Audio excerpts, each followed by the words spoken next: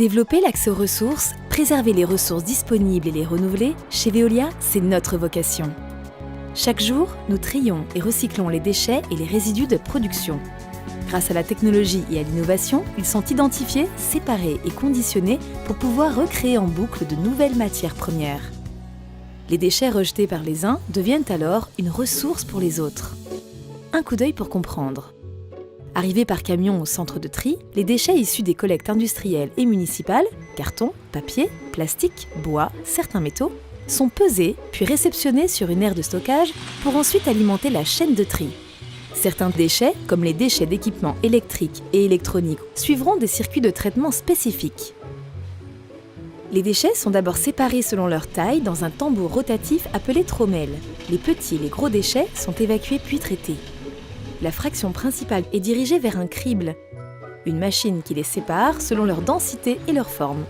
Les déchets plats remontent vers le haut, tandis que les déchets creux tombent vers le bas. Un dispositif aimanté, l'overband, extrait alors tous les déchets contenant du fer.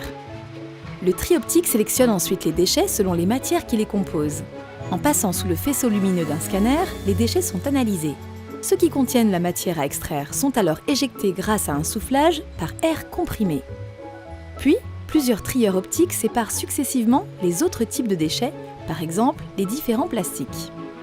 Le procédé du tri séquentiel auto-adaptatif, ou TSA2, permet de remplacer plusieurs machines de tri optique par une machine unique. Elle trie les déchets en boucle en fonction de la matière majoritaire détectée sur le tapis par le scanner. Des opérateurs contrôlent le tri des matières effectuées par les machines. Grâce à l'innovation du tri téléopéré, ils éjectent les matières indésirables d'un simple geste sur un écran tactile. Les matières sont compactées en balles, puis rigoureusement contrôlées pour garantir leur traçabilité.